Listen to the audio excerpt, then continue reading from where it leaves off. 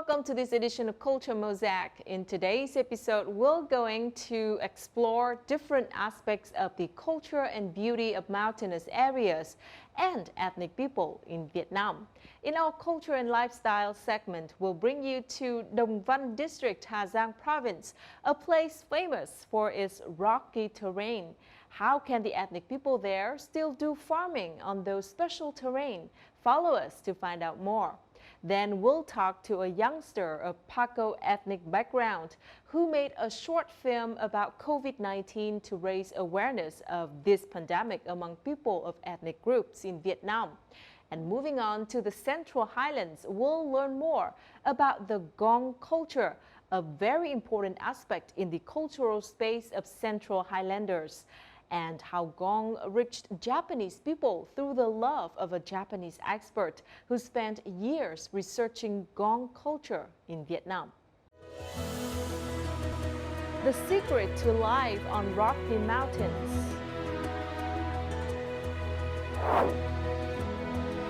Paco youngster makes short film about Great War against COVID-19. And Japanese researcher brings sound of the gongs to Japan.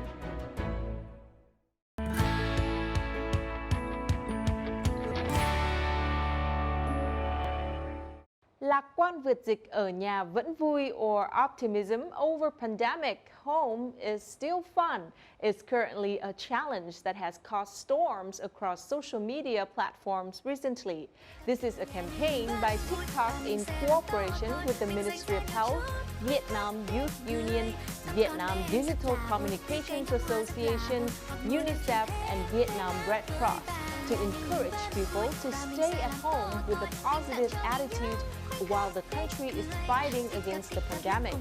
After just over a week of launching this challenge with the hashtag Ở nhà vẫn vui has reached nearly 30 billion views with hundreds of thousands of creative videos attracting a series of artists and young people.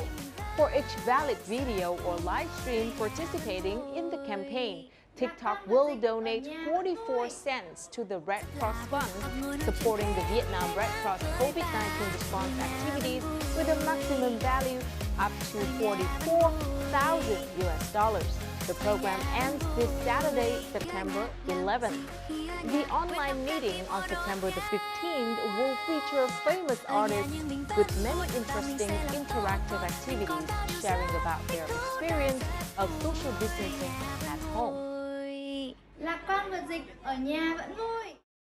Amid this period of social distancing due to COVID-19, Vietnam's traditional publishing industry has been negatively affected.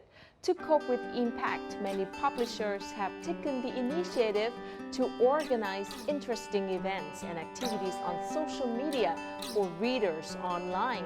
Kim Dong Publishing House, a popular publisher of children's books, recently organized an online writing and video contest for readers aged 6 to 15 and another for fans of comic books, along with promoting interactions between readers and authors on social media. Nhã Nam Publishing Company also held a voice-over contest in which participants could record themselves reading excerpts from books published by the company and submit them to the contest. In the context of the current pandemic, many publishers have also strengthened their promotion of online books and activities. The ASEAN Career Center in Seoul has launched a series of videos that feature the culture and popular tourist sites of Brunei, Indonesia, Myanmar, and Vietnam, with the goal of helping South Korean people discover the charms and beauty of these 4 ASEAN member states amid ongoing COVID-19 travel restrictions. The virtual tour introduces different aspects of Vietnamese cuisine, from popular local dishes such as phở bò or beef noodle soup, bánh mì Vietnamese sandwich, and bánh xèo, Vietnamese sizzling pancake, to Huế Royal cuisine, which is considered the pinnacle of Vietnamese gastronomy. The Vietnamese episode also highlights renowned UNESCO heritage sites such as Hội An Ancient Town, Chàng Scenic Landscape Complex, as well as other popular tourist hotspots including Phú Quốc Island, Nha Trang, and Đồng Văn Cát Plateau. The series is available for viewers to watch on the ASEAN Career Center's YouTube channel.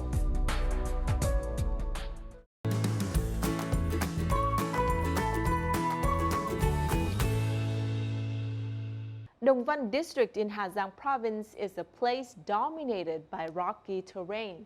Even simple traveling is difficult, let alone farming. However, when visiting this place, you will still see a vast land with rice, corn, and flowers. To create such a miracle, the local people rely on an animal, the ox. So in our culture and lifestyle segment this week, let's learn more about this phenomenon with our American friend, Trey Rice. It's just little old me out here in a whole bunch of rocks.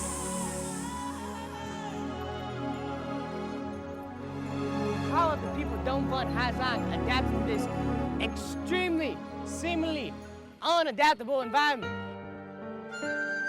Every land has associated with it its own unique symbol, one that represents the essence of that place. For Dong Van District, Hà Giang Province, I would say without hesitation that this symbol is that of stone. Here, stone is everywhere. A wild place where the weather is harsh, yet flowers still bloom and trees still flourish. That's why, whenever I come here, I always wonder, how is it that the local people can grow plants out of the rocks?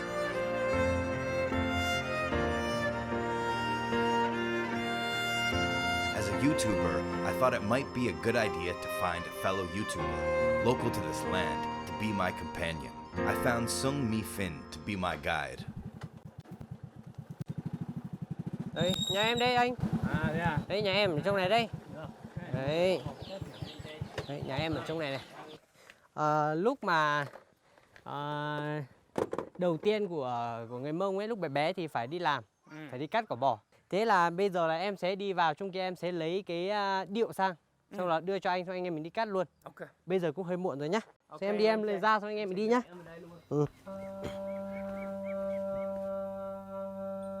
In this area, cultivation is limited due to the rocky terrain. People have to use all of the available land that they have to grow crops. Ui, chuẩn thật. Trơn đấy, anh cẩn thận, trên này là toàn đá rồi. Xuống cắt đi.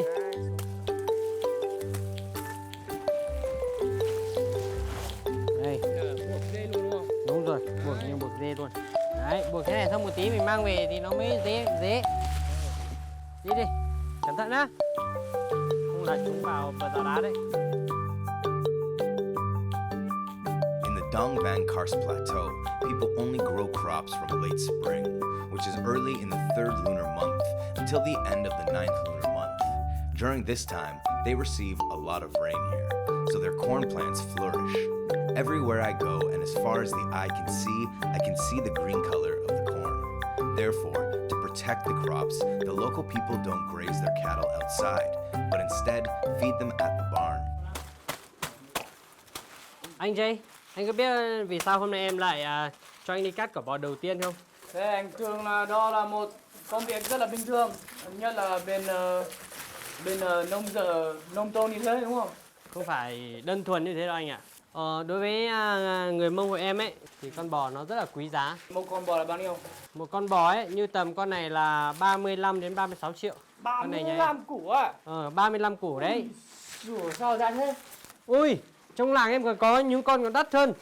Dạ. Nó còn đến 60 đến 70 triệu cơ. I wonder why the locals consider cows to be their most precious assets.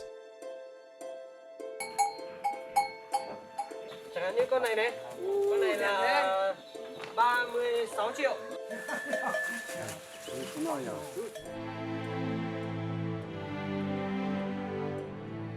It's currently not the cultivation time in this region. Though it's not the cultivation season, many families are still growing plants on available land as food for cattle, and they use the land to train the cows. They train them to avoid resting for too long, which can weaken their stamina.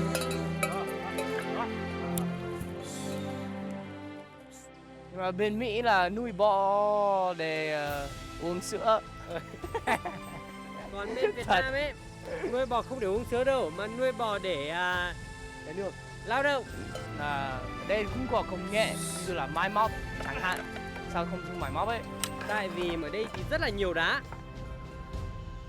Em nói bảo con bò nó rất là có giá trị, bởi vì là em muốn đưa anh ra đi xem trực tiếp đây luôn ấy. Anh thấy rồi. Đấy, thấy cho anh xem thấy chưa? Thấy rồi. Con bò này siêu giỏi thật. Này, có nhiều đá thế này nhưng mà nó vẫn là làm được đấy, vẫn là cày được. Lúc nếu mà gặp đá thì nó cố đi ấy, thì nó sẽ làm gãy cái cày của mình ạ. Đấy, cho nên là nó đến đấy là nó đi, nó biết rồi nó sẽ dừng lại, mà mình sẽ rút cái cày ra để đi nhấc qua cục đá rồi mình cày tiếp. To ensure flat land for cultivation, the people have to spend decades putting in hard work by digging up the rocks and then carrying them to other locations, and by shoveling soil into holes. In Vietnamese, there's a saying, "Chan kung da mem," roughly translated as hard feet, soft stone.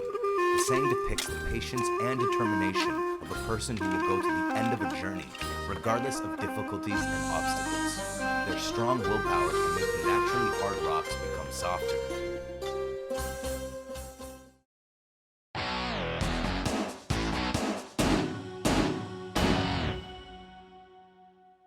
The COVID-19 pandemic continues to affect our lives, and as such, people need to be reminded of the dangers of this pandemic, no matter where they are in Vietnam.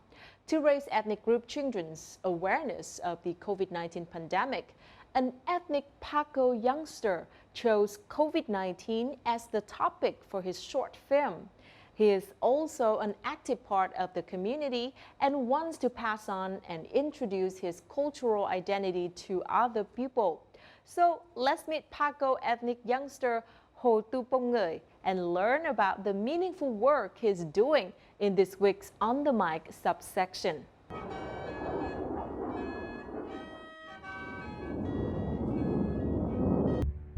A film without words that combines computer graphics and live action scenes. The film is centered on an ethnic boy's battle with the monstrous COVID-19 virus that's attacked his village. The villagers give him the strength to fight and protect his people.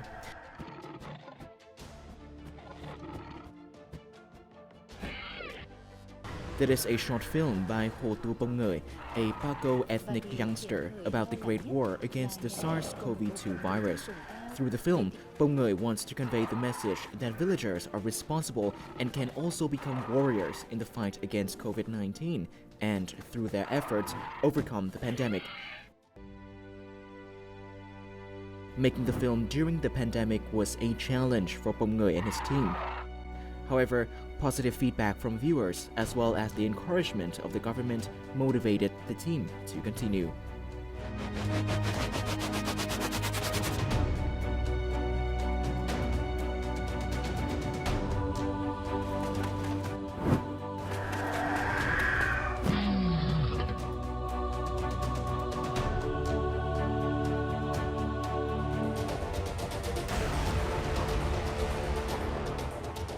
Chúng ta vừa được xem những trích đoạn ngắn của bộ phim Đại chiến Corona do anh Pông Ngởi thực hiện. Và hôm nay hãy cùng chương trình trò chuyện với nghệ sĩ, kết nối với anh Pông Ngởi để chúng ta tìm hiểu kỹ hơn về bộ phim này. Xin chào anh Pông Ngởi, không biết là điều gì đã truyền cho anh cảm hứng để thực hiện bộ phim này? Mình chọn chủ đề này bởi vì hiện tại thì Covid-19 đang rất là phức tạp.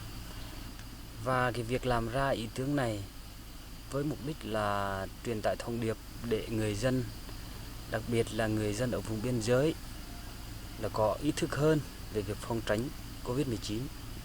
Vậy thì không biết là trong quá trình thực hiện bộ phim này anh có gặp khó khăn gì không? Từ việc dạy võ cho những diễn viên hay là quá trình viết kịch bản?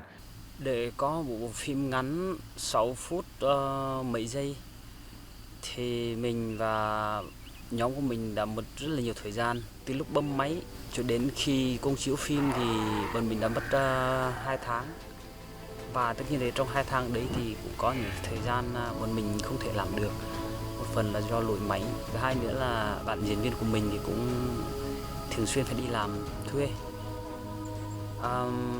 Vì nhân vật chính trong phim thì là một bạn nam, và nói chung thì mình cũng khá là may mắn vì bạn nam cũng khá là đam mê võ thuật. Nói thêm về phần kỹ xảo thì có những cái khung hình các bạn có thể thấy vỏn vẹn chỉ được 2-3 giây thôi, nhưng mà có khi bọn mình là phải làm nó 1 tới 2 ngày mới hoàn thành. Và tôi rất tò mò muốn biết là không biết là chi phí mà anh đã bỏ ra cho bộ phim này là bao nhiêu ạ? Về kinh phí cho bộ phim thì nói chung là trong nhóm là những người đam mê, cho nên thì cũng không mất gì cả. Mình chỉ mất thời gian và hài hước một chút nữa, cũng vẫn có vài con cá rô phi để quay phim thôi. Hồ Tu Pông Ngởi is the fourth child of a farming family with 5 siblings from Amor Village, Hướng Hóa District, Quảng Trị Province. After graduating from Quảng Trị Pedagogical College, he decided to return to his village and pursue his passion for design, cinematography, and photography. He used to be so timid that he didn't practice or speak Vietnamese until 10th grade, but was gradually able to overcome his fear to achieve his dreams and help other young people become more confident in themselves. Although he has no formal training in film, he's experimented with self-taught techniques and graphics and has created many videos. His family is delighted with his achievements. Là thích thú, và cái sau cái phim đấy rất là nhiều người. Anh Pông Ngởi có trình độ học vấn Cao đẳng. và điều này thì không phải ai ở quê hương của anh cũng có điều kiện để theo đuổi. Vậy thì điều gì đã giúp anh tập trung và kiên trì với con đường học vấn ạ? Mình cũng rất là hạn chế về việc đi học. Tất nhiên thì cái việc hạn chế đấy không phải là do bản thân mình tạo ra, mà do điều kiện hoàn cảnh không cho phép. Trong những năm đầu mình trưởng thành, kết thúc 12 xong, thì lúc đấy thì gia đình mình còn rất là thiếu thốn, và cái việc để mình tiếp tục vào giảng đường đại học thì quả thực là một trở ngại rất là lớn. Và cái việc mình trở về bản làng, cố gắng học tập, khao khát được vươn lên để làm một điều gì đó ý nghĩa cho cộng đồng, thì đó là một điều mà mình xem như là bù đắp lại cho những thiếu sót trước đó của mình. Bởi vì mình vẫn tin rằng nếu chúng ta quyết tâm thay đổi cho cuộc đời mình được tốt hơn thì chúng ta vẫn sẽ có những cơ hội để phát triển. Điều gì đã khiến anh quay trở lại bản của anh và theo đuổi ngành quay phim chụp ảnh sau khi anh tốt nghiệp? Sau khi mình tốt nghiệp sư phạm xong thì mình đã trở về quê hương và mở một tiệm ảnh cũng như là quay phim. Thì lựa chọn này của mình cũng xuất phát từ đam mê, và thứ hai nữa là trách nhiệm với bản sắc văn hóa dân tộc. Mình nghĩ nếu như không có những thước phim để lưu giữ, không có những cái thước phim để mình truyền tải thông điệp vào đó, thì văn hóa của người dân tộc Paco cũng như là hình ảnh của người Paco sẽ dần bị mai một. Và thứ ba nữa là mình là một người rất là đam mê về hội họa, và cái việc mình đam mê hội họa này mình nghĩ nó sẽ rất là phù hợp khi mình kết hợp với cái đam mê quay phim và chụp ảnh. Ngởi is a shining example of the spirit of self-study and passion. He's received a certificate of praise and commendation for his contributions to improving the spiritual life of the community through his work. He founded a hip-hop dance group called Akaivel, or Children of the Village. Through practice and exchanges with other dance groups, the dancers have gained more confidence in themselves. Mình thì cũng không có tài năng gì cả, thì đơn giản là biết được ngoài kia có. Em tham gia câu lạc bộ được 7 năm rồi. Tham gia câu lạc bộ em thấy rất vui, tự tin và quen nhiều bạn mới. In order to help children have access to books and knowledge, Ngởi has also established a small free library in his house.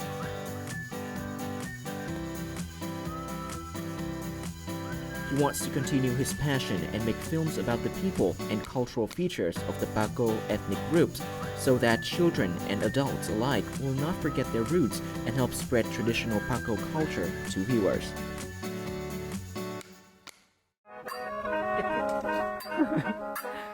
Anh Pông Ngởi là một người đã dành nhiều thời gian để cống hiến cho cộng đồng của mình. Thế nhưng mà tại sao cái đối tượng trẻ em này là đối tượng mà anh tập trung vào nhiều nhất? Nói về cống hiến cho cộng đồng thì sức cống hiến của mình thì cũng chỉ mới bắt đầu và cũng rất là nhỏ bé thôi. Và lý do mình chọn để cống hiến cho cộng đồng, đặc biệt là trẻ em, thì bởi vì trước đây mình cũng sinh ra từ một gia đình cũng rất là khó khăn. Lớp 9 mình còn thiếu dép để đi học, lớp 9 mình còn thiếu những cái cuốn truyện để đọc. Và mình rất là khao khát để có tất cả những cái đó. Mình đã chịu đói và mình cũng thiếu đi cái sự tự tin. Và cho nên cái việc mà mình mở một cái sân chơi thư viện cho tất cả các em nhỏ thì cũng như là cái việc để mình không muốn ai đó phải lặp lại những cái bước đi trước đó của mình. Anh Pông Ngởi còn giới thiệu những điệu nhảy hip hop và xây dựng cả những thư viện dành cho trẻ em. Vậy thì tại sao anh lại chọn điệu nhảy hip hop chứ không phải là những điệu nhảy truyền thống khác ạ? Ở đây thì có một nhóm nhảy là các bạn hay gọi là hip hop, nhưng thực ra thì cũng không hoàn toàn là hip hop. Bởi vì trong các cái chương trình mình tổ chức, các buổi biểu diễn mà mình làm thì ngoài hip hop ra thì trong nhóm còn lồng ghép rất là nhiều các tiết mục khác nhau. Trong đó bao gồm múa, kịch, rồi là lồng ghép thêm các làn điệu dân ca của dân tộc Paco. Nói về thư viện thì trong thư viện của mình thì có rất là nhiều những cái đầu sách hay. Thì qua những cái đầu sách này mình cũng mong muốn rằng là mọi người có những cái bước đi, có những cái nền tảng để chúng ta hiểu hơn về tương lai của mình. Vậy anh Pông Ngởi có thể chia sẻ thêm về những dự định của mình trong tương lai cho khán giả VTV4 được biết được không? Ước mơ làm phim của mình là một ước mơ rất là lớn và mình muốn rằng sau này nó sẽ phát triển. Mình ước mơ sẽ là một công ty sản xuất phim để phục vụ tất cả mọi người. Và bên cạnh đó thì mình cũng ước mơ rằng mình sẽ có thu nhập tốt hơn để qua đó mình có thể xây dựng được cho cuộc sống trong nông thôn, bản làng mình ngày một tốt hơn. Cảm ơn anh Pông Ngởi đã dành thời gian trò chuyện với khán giả của VTV4 và hy vọng những cái dự án làm phim của anh sẽ gặt hái được nhiều thành công hơn và những hoạt động cộng đồng của anh sẽ còn được lan tỏa nhiều hơn nữa.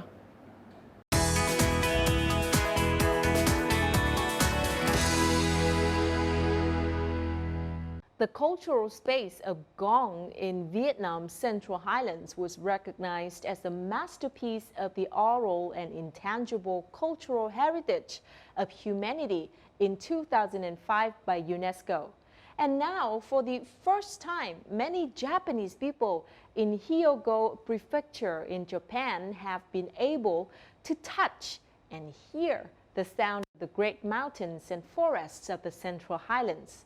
The gongs were brought there by a Japanese cultural researcher who has spent years among ethnic people of the Central Highlands to learn about the gong culture. So in today's Connecting Cultures, we'll learn more about this researcher and his journey to bring the gongs to Japan. In a minimalist exhibition space, 15 of the Chariai ethnic people's gongs from Vietnam's Central Highlands were on display. This special event was held in Hyogo Prefecture, Japan. At the exhibition, many Japanese people have gotten the chance to see, touch and play gongs for the first time. ゴング、これくらいの数をちゃんと間近で見る機会って今までなかったのですごく新鮮でした。シンプルな空間にゴングだけがこう佇むように出迎えてくれて、とってもこれから楽しいところに行くんだなとそういう感じがしました。 The round-shaped gongs are a sacred instrument to the ethnic people in the Central Highlands of Vietnam. gongs are often used in ceremonies such as funerals or agricultural rituals.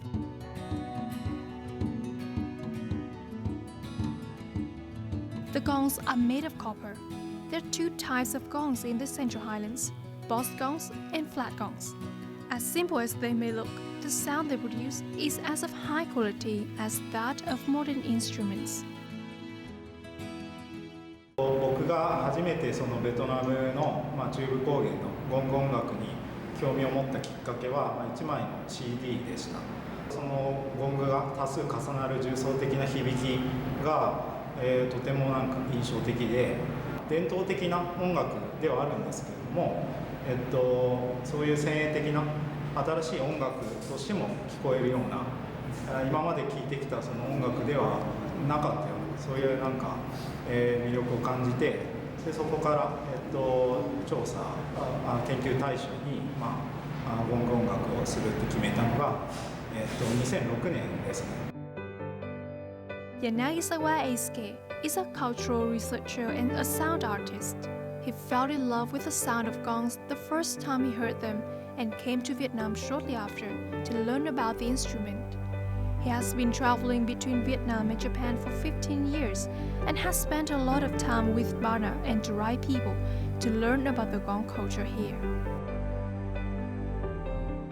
実際にその現地のその儀礼だったり祭礼に僕自身が参加して、撮影させてもらったりインタビューさせてもらったり、例えば、墓放棄祭という儀礼だと、一晩中そのゴングを演奏するんですけども、僕もだからそのゴング演奏をずっとカメラで追って撮り続けて、最初はやっぱりちょっとその怪げな顔をして、た人も結構いたんですが、だんだん僕がずっとその撮影しているうちになんかみんなこいつは本気だなというのが伝わってくるのか、だんだんこう受け入れてもらえるような感じが伝わってきて、例えば、もっとこっちから撮った方がいいよとか、こっち来て撮りなよとか、そういう感じで、いろいろ教えてくれたりとか、現地の人とも交流をしてきたというところがあります。The relationship between Yanagisawa and the land and people of the Central Highlands could be considered fate. On his motorbike, he's traveled to over 100 villages of ethnic people in the Highlands. The notes, photos, and recordings he's taken while in Vietnam were compiled in a book titled Echoes of the Gongs in the Land of Vietnam, which later won the Hisao Tanabe Prize 2019, a Japanese award that honors outstanding work in Asian musicology. The set of gongs displayed at the exhibition was given to Yanagisawa by a Trai artisan. He would visit the artisan every time he went to the Central Highlands to hear him talk about the gongs. After gaining the trust of the artisan, he was given the gong set. ゴングセットっていうのはその、父親から息子へ、譲り受けるような楽器なので、その調理師の方と僕でその、義理の親子関係になる、そういう儀礼をしていただいて、それで、ゴングセットを譲っていただきました。ベトナムのそのゴング音楽やゴング文化はまだまだ、知られていない、もっとこう、興味を持つ人が増えれば、嬉しいなと僕は思います。These 200-year-old gongs arrived in Japan with a mission to contribute to educational and research activities, as well as promote the beauty of Vietnamese gong culture in Japan. With their echoing sound, it's no doubt they will inspire Japanese friends to one day visit and experience the ethnic culture of Vietnam's Central Highlands.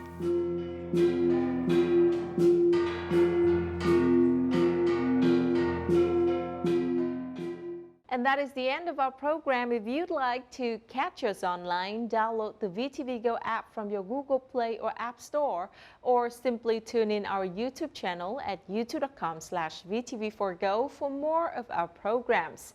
And don't forget to join us next week for another episode of Culture Mosaic. Goodbye for now.